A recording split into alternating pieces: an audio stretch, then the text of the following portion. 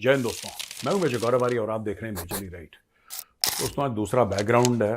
Bore हो गए थे स्टूडियो के अंदर शूट करते करते, तो फिर मैंने सोचा कि ये हमारा लाउंज है, एक छोटा सा लाउंज के अंदर शूट करें, एक डिफरेंट फ्रेम आपको दिया जाए।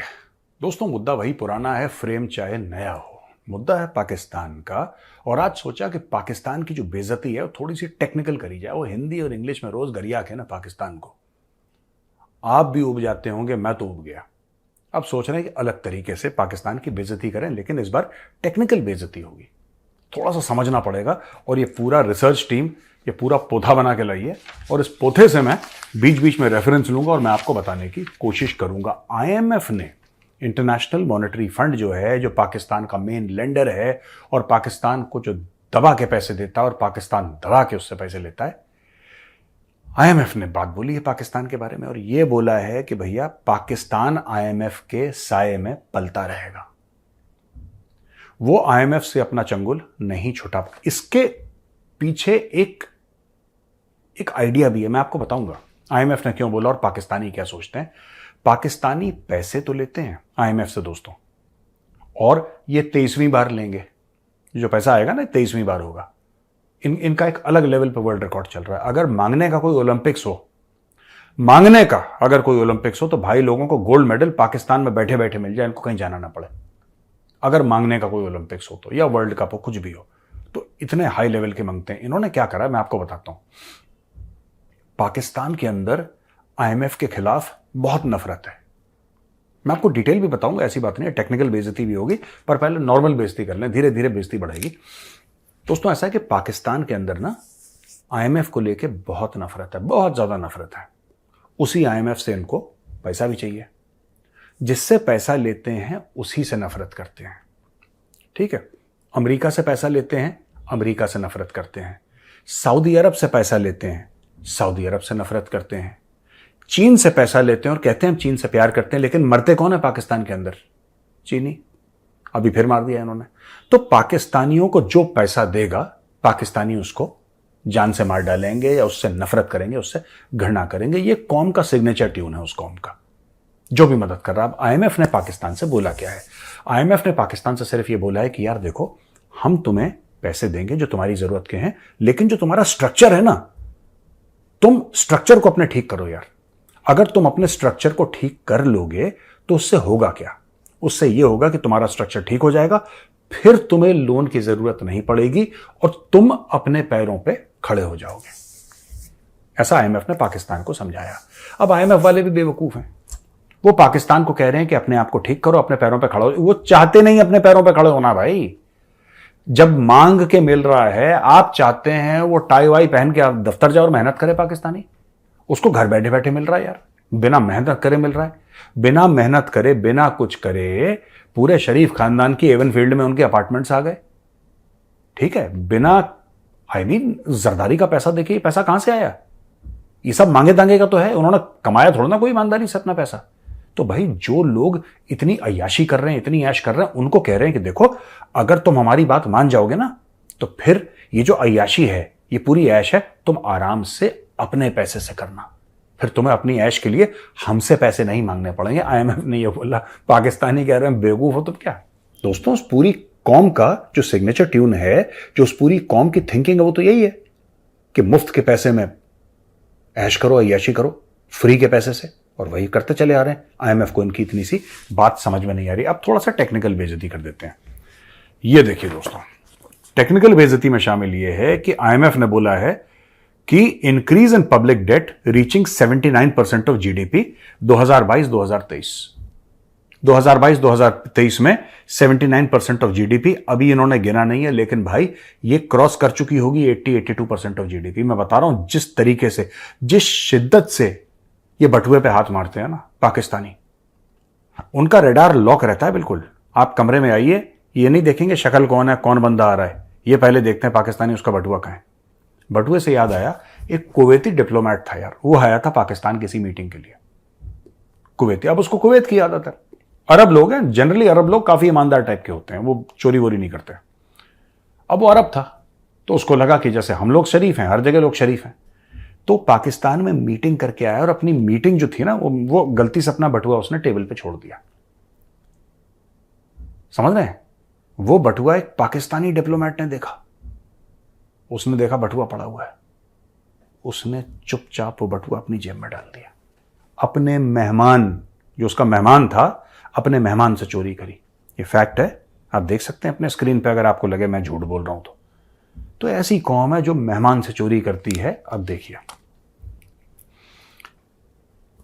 The rupee is expected to remain stable. सोचिए जरा, आप वाह वाह करिए, इरशाद मैं शेर सुना रहा हूं आपको।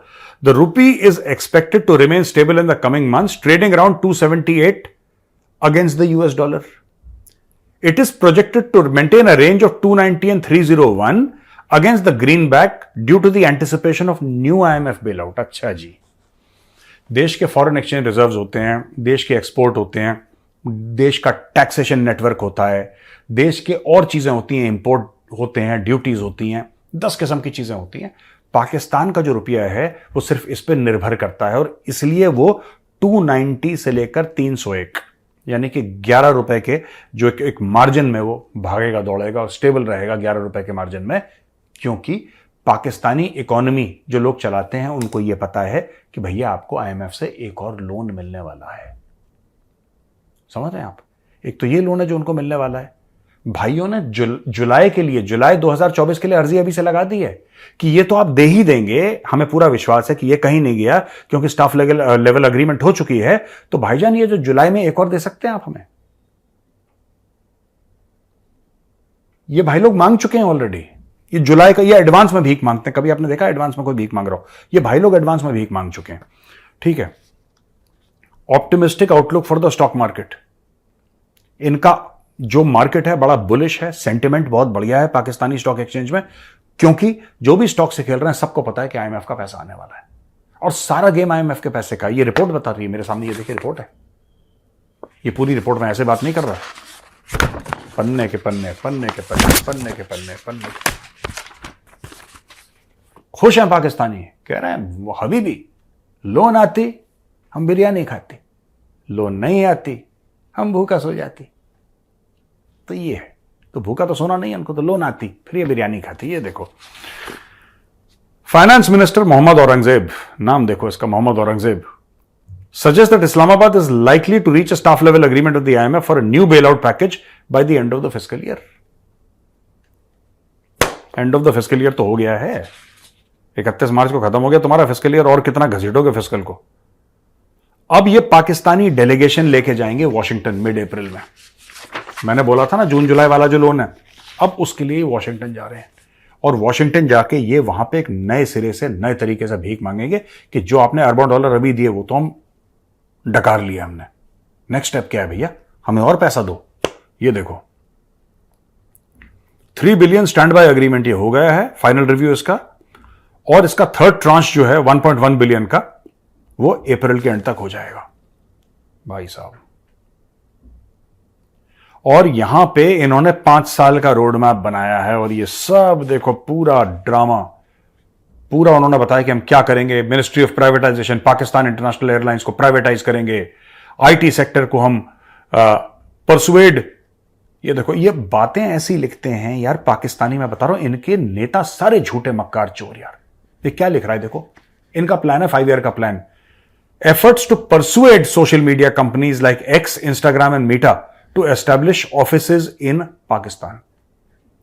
ये चाह रहे हैं कि, और इनको क्यों चाहिए पाकिस्तान में ऑफिस, आपने कभी सोचा है क्यों चाहिए?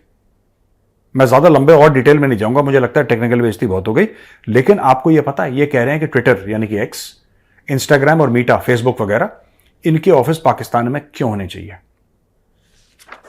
सोचा आपने कभी? पाकिस्तान में एक सॉफ्टवेयर टेक्नोलॉजी पार्क नहीं है, एक पूरे पाकिस्तान में 24-25 करोड़ का मुल्क है, एक सॉफ्टवेयर टेक्नोलॉजी पार्क नहीं है, एक कंपनी नहीं है सॉफ्टवेयर की पाकिस्तान में जो ढंग की हो, जिसकी दुनिया में इज्जत हो। ठीक है, ये छोटे मोटे टिंचर पिंचर काम करते हैं, आधे तो पाकिस्तानी टिकटॉकर हैं। इनको क्यों चाहिए एक्स और मीटा के ऑफिस? क्योंकि भारत के, और कुछ नहीं, मैं बता रहा हूं, क्योंकि इंडिया में वो ऑफिस हैं इसलिए हमें भी चाहिए। सिर्फ यही लॉजिक है। आप किसी भी पाकिस्तानी से पूछो, जब इनके यूट्यूबर जाते हैं ना लाहौर और सियालकोट की सड़कों पर माइक लेके लोगों के मुंह के अंदर माइक डालते हैं और पूछते हैं कि आप बताइए, तो हर समय देखना कि कंपैरिजन होगा इंडिया के साथ। अगर इंडिया कर सकता है, वो कह रहा है टैलेंट हम, वो फिर एक्सप्लेनेशन देता है आदमी। वो कहता है कि हमारे पास टैलेंट इंडिया से ज्यादा है, लेकिन साढ़े कोल साजिश हो गई है, हमारे साथ साजिश हो गई है, इसलिए हम इंडिया को नहीं, वरना इंडिया हमारे सामने कुछ है ही नहीं, हम तो जज्बे वाली कौम है। उनमें जज्बा है, किस चीज का जज्बा है हमें आज तक नहीं पता लगा, लेकिन वो ईमान वाली कौम है और जज्बे वाली कौम है। खैर एनीवे, इनको ये फेसबुक वेसबुक के ऑफिस क्यों चाहिए पाकिस्तान में? इनको ये नहीं पता कि एक बार फेसबुक का ऑफिस बन जाएगा तो उस ऑफिस का करना क्या है। ये उसके आगे भी बिरयानी और कबाब बेचेंगे। क्या इनके पास फेसबुक के लिए इंजीनियरिंग टैलेंट है? Do they have the engineering talent in Pakistan? Can they? ये चाइनीज को देखिए, इतने बेवकूफ के बच्चे हैं ये लोग, इनके जो टॉप लेवल के लोग हैं, बिल्कुल कम अकल। ये वही चूरन बेचते हैं जो इनके लोगों को पसंद आए, उसका लॉजिक से कोई लेना देना नहीं है। एक बात बताओ, चाइनीज तुम्हारे अच्छे दोस्त हैं, चाइनीज तुम्हारे बेहतरीन दोस्त हैं, तुम चाइनीज की कसमें खाते हो, और चाइनीज तुम्हारी कसमें तो नहीं खाते, चाइनीज तो किसी भी कसम नहीं खाते चाइनीज, लेकिन फिर भी तुम और चाइनीज आपस में दोस्त हो। तुम क्या चाइनीज को बचा पाए हो? तुम चाइनीज को बचा पाए हो? आए दिन चाइनीज पर अटैक हो जाता है यार। चाइनीज को बचा नहीं पाए, अब तुम चाहते हो अमेरिकन आए, अमेरिकन भी मरे वहां पे, अमेरिकन भी मरे, ट्विटर वाला मर जाए, फेसबुक वाला, जो आए पाकिस्तान में बम, श्रीलंकन था उसको तुमने जला दिया यार। मतलब हद ही हो गई, कोई काम करने आए तुम उसको छोड़ते नहीं हो। परसों तुमने केएफसी में अटैक कर दिया यार, वो पाकिस्तान ऑक्यूपाइड कश्मीर पीओके जो है, उधर तुमने केएफसी में हमला कर दिया। अच्छा, इन भाइयों ने क्यों केएफसी पे हमला करा? और उसका चिकन और चोरी कर लिया। समझ रहे हैं आप? उसका चिकन और चोरी कर लिया। अगर ऐसी भी नफरत नहीं थी कि पूरे केएफसी में आग लगा देते, फूंक देते, नहीं, इन्होंने तोड़फोड़ करी, सीटें तोड़ी, फिर बोला कि चिकन खाएं। उसने बोला भाई साहब इधर पड़ा हुआ है, सारे चिकन अंटी करे उन्होंने। उसके बाद इन्होंने पूरा फूंका है वो, या जो भी चलाया, तोड़ा छोड़ा जो भी इन्होंने करा है। याद है आपको, लाहौर कोर कमांडर के घर पहुंचे थे, वहां से कोरमा चुरा लिया था पाकिस्तानियों ने। वो चाचा देखा, चाचा फोटो दिखाना जरा चाचा की, हाँ ये वाला चाचा, ये कोरमा चोर है। कोई मुर्गी चुरा रहा है, कोई कोरमा चुरा रहा है, और ये कौम जो मुर्गी चोर और कोरमा चोर है, ये कहते हैं कि फेसबुक का ऑफिस। क्या करोगे? मैं तुम्हें एक आसान चीज बताऊं, कोई भी पाकिस्तान में बड़ी सी बिल्डिंग हो ना, उसके आगे तुम खुद ही फेसबुक लिख दो, सिर्फ यही तुम्हारे लिए सोल्यूशन है। उसके आगे फेसबुक लिख दो, बाकी सब हम संभाल लेंगे, डोंट वरी, हम संभाल लेंगे।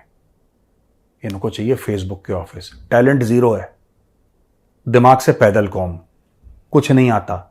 बम फोड़ना, अटैक करना, गाली गलौज करना, इलेक्शन फिक्स करना, ये चीजें आती हैं। इनको चाहिए फेसबुक और ट्विटर। और अमेरिकन पागल हैं, वो खेल रहे हैं खतरों के खिलाड़ी इनके साथ।